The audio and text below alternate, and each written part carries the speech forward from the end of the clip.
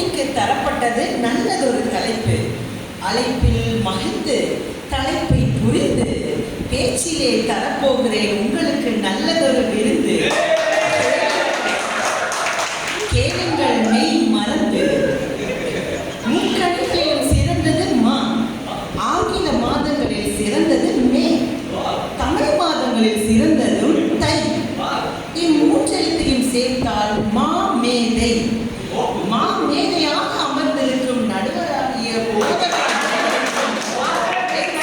சகோதர சகோதரிகளுக்கும் எப்படியும் தோற்றுத்தான் போவோம் என்று உள்ளுணர்வு உணர்த்தினாலும் என்ன செய்ய, தலைப்புக்காவது பேசித்தானே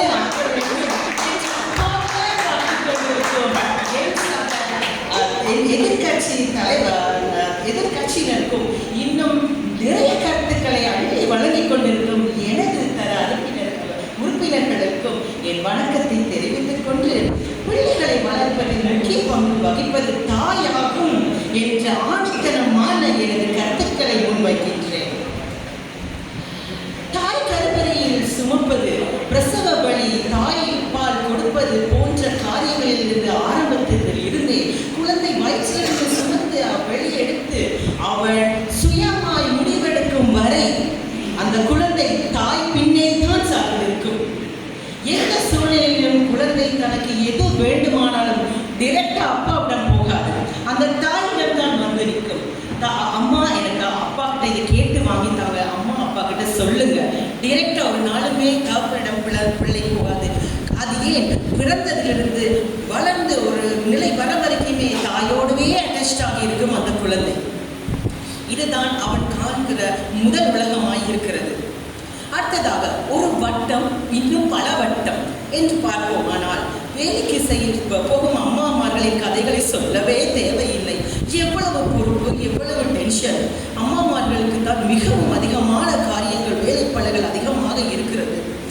காலையில் எழுந்ததிலிருந்து பிள்ளைகளை படிக்க, அவர்களை ரெடி பண்ணுறதுலேருந்து, அவர்கள் ஸ்கூல் அனுப்புறதுலேருந்து, இன்னும் அம்மாக்கள் வேலைக்கு செல்வதிலிருந்து, அவர்கள் வீடு வந்து தன்னுடைய பிள்ளைகளின் படிப்பு காரியங்களை பார்ப்பதிலிருந்து, கிச்சன் வேலைகளை முடிப்பதிலிருந்து, இப்படியாக அநேக வேலைப்பளுகள் இருக்கிறது இந்த தாய்மார்களுக்கு. ஆனால் ஆண்களை பார்த்துக் கொள்ளுங்களேன். எங்களுடைய போதர் அடிக்கடி சொல்லுவார், அவர்களுக்கு கொடுத்தா ஒரு பாக்ஸ், அந்த பாக்ஸ்க்குள்ள மட்டும்தான் அவர்கள் இருப்பார்கள். ஆனால் தாய்மார்களுக்கு கொடுத்து பாருங்கள், பல பாக்ஸ்களில் பாய்ந்து பாய்ந்து அனுப்பார்கள். அங்கே இருக்கிறார்கள் என்னுடைய தாய்மார்கள். அடுத்ததாக வெற்றி என்று நாங்கள் பார்ப்போம்னால், சரி, இரவு நேரத்திலாவது இவ்வளோ வேலைப்பளுக்களோடு நாங்கள் கஷ்டப்படுகிறோமே தாய்மார்கள், தகப்பன்மார்களுக்கு கொடுத்து பாருங்களேன், படிப்பு காரியங்களையாவது சரி கொஞ்சம் பாருங்களேன், அப்போ எங்களுக்கு ரிலாக்ஸாக இருக்கும். அவங்களுடைய அந்த பொறுப்பையாவது நீங்கள் செய்யலைன்னு அவங்க கையில் கொடுத்து பாருங்களேன். ரைட், வா எடே புக் எடே படி.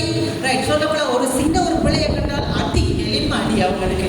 அப்போ அந்த பிள்ளை என்ன செய்யும், ஓடி வரும் கிச்சனுக்கு அம்மா விடம், அம்மா கொஞ்சம் கேட்டுக்கிறேம்மா, அப்பா வேண்டாம் அம்மா, நீங்கள் எல்லா வேலையை முடித்து விட்டு பாருங்கள், நான் உங்களோடே படிக்கிறேன். அப்போ பாருங்கள், இன்னும் தாய்க்குத்தான் அந்த சுமை கூடுகிறது. என்ன செய்ய, பிள்ளையை நாங்கள் வளர்த்து எடுக்க வேண்டுமே, இன்னும் அந்த சுமையோடு கூட நிறைய காரியங்கள். உதாரணமாக என்னுடைய வாழ்க்கையில் கூட நடந்திருக்கிறது. நான் என்ன செய்வேன், எல்லா வேலைகளையும் முடித்து விட்டு தகப்பனை நம்பி பிரயோஜனம் இல்லை, இப்படித்தான் நடக்க போகிறது தெரிந்து நான் திருப்பி இரவு 9 மணிலிருந்து 10:30 வரைக்கும் டெய்லி அவருடைய புக்ஸை எடுத்து படித்து கொடுப்பேன். என்னுடைய மகன் சில மிகவும் கொஞ்சம் படிப்பில் கொஞ்சம் குறைவுள்ளவனாக காணப்பட்டால் நான் முடிவெடுத்தேன், இப்படியாக விட்டால் மிகவும் பலவீனமாகி போய்விடும். பாருங்கள் தாய்க்கு சிந்தை எப்படி இருக்கிறது என்று. அப்பா என்ன சொல்வார், இவன் படிக்க மாட்டான், இவன் இப்படி இருக்கிறான், அதோட முடிஞ்சிருவாங்க. ஆனால் தாய்க்குத்தான் அந்த பொறுப்பு இருக்கிறது. தாயாகி நான் என்ன செய்தேன், ஒவ்வொரு நாளும் பிள்ளையை படிக்க வைத்து இன்றைய நிலைமையை பார்க்கும் பொழுது முதலாவது டேர்மில் அவன் 4ஆம் பிள்ளையாய் வந்து விட்டார். பாருங்கள், அப்போ எவ்வளவு பிரச்சனையாக தாய்க்கு முக்கியமான அந்த பொறுப்பு இருக்கிறது என்று பாருங்கள். இன்னும் பார்க்க போனால் பாடசாலை காரியங்கள் எடுத்து பாருங்களேன், மீட்டிங்ஸ்கள் எடுத்து பாருங்களேன். 40 பேர் அம்மாமார்கள், 4-5 பேர் அப்பாமார் மட்டும்தான் இருப்பாங்க. அப்போ பாருங்கள், எல்லாமே அம்மாமார்கள் தான். டீச்சர்ஸ் கூட என்ன சொல்லுவாங்க, அப்பா கிட்ட அம்மா வரலையா அப்படித்தான் கேட்பாங்க. ஏன்னா அந்த அம்மாவுக்கு தான் தெரியும் பிள்ளைகளை பற்றி எல்லா விஷயங்களும். ஸோ அதனால அன்னையே மிகவும் சிறப்பாக தன்னுடைய எல்லா காரியங்களையும் பிள்ளைகளோட முன்வகிக்கிறாள் என்பதை நாங்கள் பார்க்கிறோம். இன்னும் பார்க்கும்போது வேலைப்பாடுகள் அது என்று பார்க்கும் பொழுது இந்த நவீன காலத்தில் 2 பேருமே ஆனால் ஆண்கள் நிறைய பேர் வெளிநாட்டுக்கு செல்கிறார்கள். ஆண்கள் யாரை நம்பி, தாயை நம்பி விட்டு